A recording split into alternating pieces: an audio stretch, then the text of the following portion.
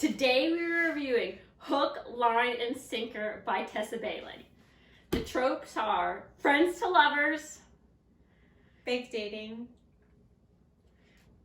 slutty boy who doesn't want to be a slutty boy anymore.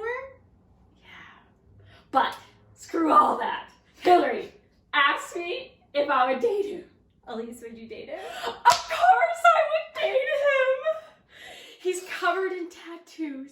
He pleasures himself with ginger-scented massage oil. When Hannah asks, so let's say we did have sex, what would happen afterwards? He was like, wait for me to get hard again and hit it from a different position. Sorry. He's crab fisherman rich, which also means he goes away for long periods of time. And I love to be alone. He's my dream man. So Lisa's gonna marry him. I'm gonna marry him. I would also date Fox, but not for the specific reasons that Elise said. I just like his character. I like that he's kind of like flirty and confident, but also sensitive inside, you know? And also covered in tattoos and stuff like that. Bonus. Chef's kiss. Yeah. Yeah. And he really so Hannah's the female main character. Mm-hmm. She has to go, she usually lives in LA, and then she goes to visit Westport because she's working on a film that's being shot there, and she has to stay with Fox. She kind of has this little crush on her boss, and Fox is like initially helping her, put the moves on him, get him interested, and things evolve as romance novels do. And I loved this book. I thought it was so great. Yeah, the back and forth between Hannah and Fox, the two main characters, is what I think really makes it. Tessa Bailey, this is the second book, or for those of you who don't know, this is the second book for It Happened One Summer, and I would say less focus on the actual town itself this time, but just basically all on Hannah and Fox and their developing relationship and their communication in the way that it was just focused on them in the whole plot, I think really made the story. Yeah, also, slow burn. Yeah, it was a slow burn. It was a slow burn. Yeah, we both love a good slow burn. And they're the book starts with a texting convo, and the witty banter was I'm pumped. And Hannah's this character who loves music. She's always listening to music on her headphones, and she's really into records. And then Fox is picking up on this hobby as well. Yeah. It's so great. It's what you want in a relationship. Yeah, it's a good book, and I think the characters really make it. Yes. Spice?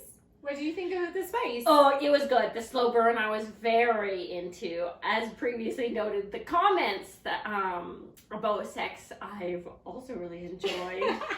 Yeah, I thought there were some spicy scenes that I was this is doing it for me. And I think this book also It Happened One Summer. Actually, I think this book was a better balance than It Happened One Summer for sex scenes and plot. Because of the slow burn, I would say that near the third act, it happened a lot more, but it wasn't inundated throughout the book, which was nice. So you had to wait, and there were maybe 2 to 3 big ones, right? Yeah. Which is fine. It was great for a book of this length. And I do think the characters in this, It Happened One Summer, it's Piper and Brendan. And they're very, kind of extreme. She's this big party girl, and he's this grumpy boy.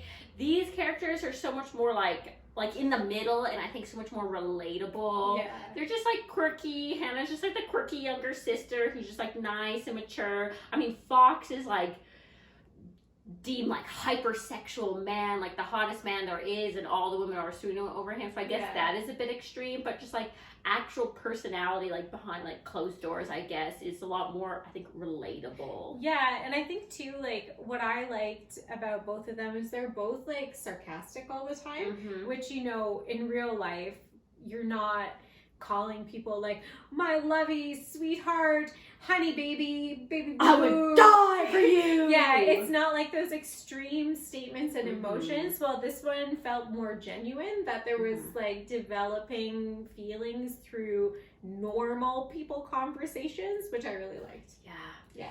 So I give this book a 5 out of 5.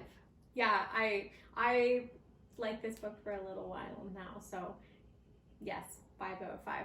But we would like to just acknowledge the negativity around Tessa Bailey. So we acknowledge that she has made some transphobic comments, which we do not condone. And, you know, we hope that in the future she grows from that, and we'll just see how that goes. Yeah. Yeah. But stay tuned for next week's episode. Bye. Or she says bye too.